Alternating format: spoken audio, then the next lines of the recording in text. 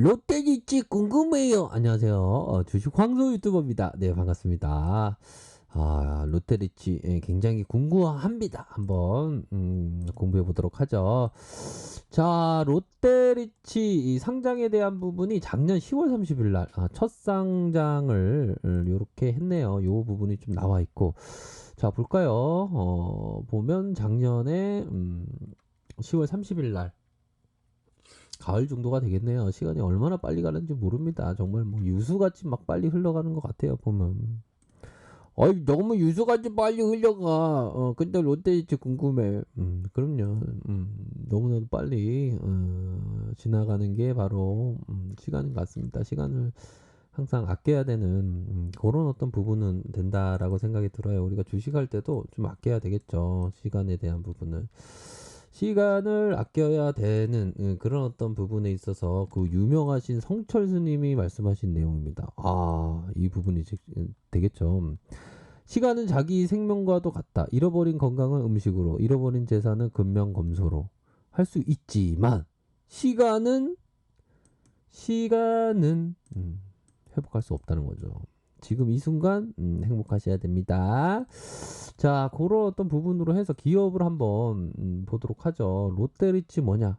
롯데리치. 리치파파? 이렇게 어떤 꿈꾸는 기업이다. 시가총액에 대한 부분이 자, 8980. 8980을 기록하고 있죠. 보면 PBR에 대한 부분이 안 나와 있지만 자, 보면요. 요 하나하나씩 한번 보도록 하죠. 보면 롯데리치. 자, 보면요. 어이구, 이거 정신이 없네. 요런 어떤 부분으로 해서 자, 아직 뭐 개요가 없네요. 보면 영업이익률에 대한 부분은 자, 15억, 145억 이렇게고 부채가 많네요. 아닙니다. 부채가 30 잘못 봤습니다. 자, 부채가 83.68%, 900% 거의 1000%에 가까운 영업이익률이 이렇게 영업이익률이 어떻게 이렇게 잘 나올 수가 있죠? 64.48%, 순이익이 49.05%, ROE가 1.64, ROE가 1.64네요. 자, PBR이 1.23을 가리키고 있는데요. 보면 자, PBR에 대한 부분은 자, 한번 계산해 보도록 하죠. 보면 자, PBR을 살펴보면 자, 보면 PBR이 뭐냐? 자, PBR을 살펴보면 자, 시가총액이 8908이다. 그러면서 나누기 됐죠? 나누기 됐고, 그렇게 해서 뭘 나눠야 되냐? 바로 자본 총계가 되겠죠. 자본 총계가 최근 걸로, 최근 기준으로 해서 뭐냐? 요 부분 보이시죠? 보면 요 부분 보입니다. 8, 5, 3, 5 이렇게 나와 있지 않습니까? 그런 부분을 하면 1.04 이렇게 확인이 되는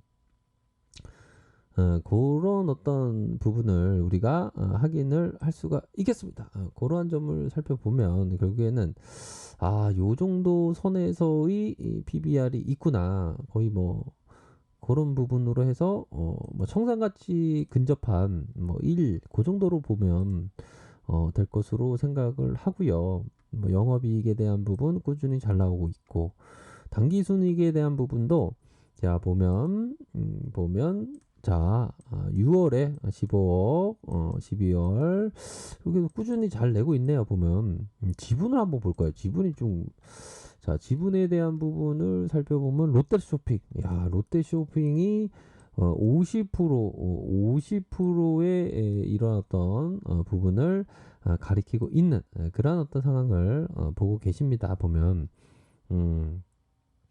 그렇게 해서 일별 주가 현황을 살펴보면 기관과 외국인들이 이렇게 순매수세가 보여졌고 외국인들이 8.85까지 이렇게 순매수세가 이어진 뭐 그렇게 뭐 크게 뭐 나쁜 기업은 아니네요. 보면 외국인들이 저렇게 많이 그 이렇게 순매수세를 보여주고 있는 그러한 어떤 상황에서 금융투자 쪽에서 이렇게 많이 들어온 이런 어떤 상황을 볼 수가 있겠습니다. 그래서 자, 요 월봉 상황을 한번 보죠. 월봉 상장주의 특성이 이게 상장주의 특성을 이건 그 말씀을 꼭 드려야 될 것 같아요. 이게 보면 상장주의 특성은 이건 제시리뷰고요.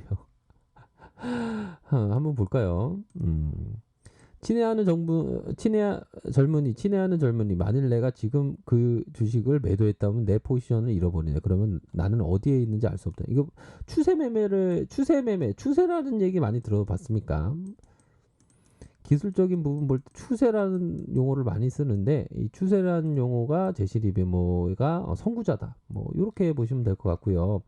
우선적으로는 이게 상장주니까 상장이 좀 많이 좀 시간이 지나긴 했습니다. 하지만 요런 어떤 벤자민 그레이엄 하면 버핏의 스승 이 분이 얘기했던 이 부분이 딱 생각이 나는 겁니다. 신규 종목들은 판매를 원활하게 하기 위해서 특별한 판매 촉진 정책을 펼치고 있다.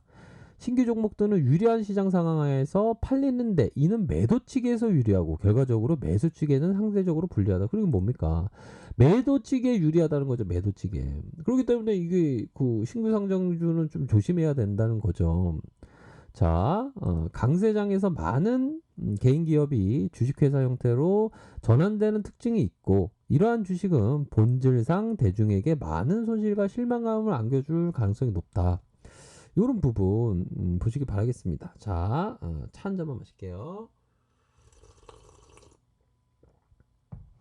이런 어떤 부분이 된다라는 점을 말씀드리고 싶고요.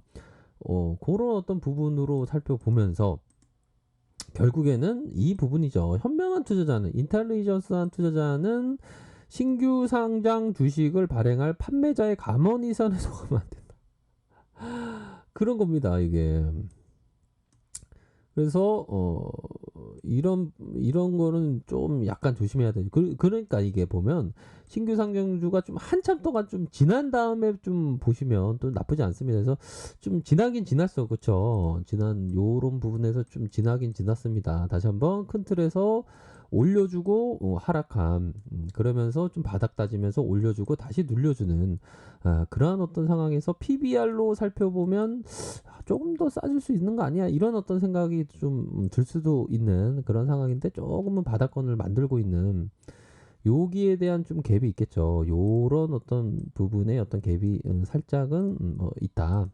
일봉 상황을 살펴보면 4,435원 요렇게 기록하고 있죠. 그런 상황에서 이러한 공간이 있지만 주가를 이렇게 눌려줬다. 주가를 좀 눌려준 그러한 상황에서 다시 이런 어떤 크로스 할 수 있는 여력은 어느 정도는 있는 것이 아닌가라는 생각이 드네요. 그래서 좀 거래량이 좀 안 터지고 있습니다. 이 매물을 좀 올리기 위해서 정고점을 이렇게 매물을 받고 올려주기 위해서는 좀 거래량이 좀 동반되어야 한다. 일반적으로 기술적인 분석가들이 이런 눌려 있는 상황에서 거래량 안 터져주면 이게 의미가 없는 겁니다. 거래량이 터져주면서 위쪽에서의 상방으로 돌파될 수 있는 그러한 어떤 부분은 거래량 터져주면서 자, 이렇게 좀 눌려 있는 그런 어떤 부분이 또 나쁘지는 않은 그런 어떤 부분이 되네요. 그래서 침체기 이후에 이런 어떤 저점을 들어 올려주면서 서서히 이 주가 모양을 세력들이 만들어 가고 있는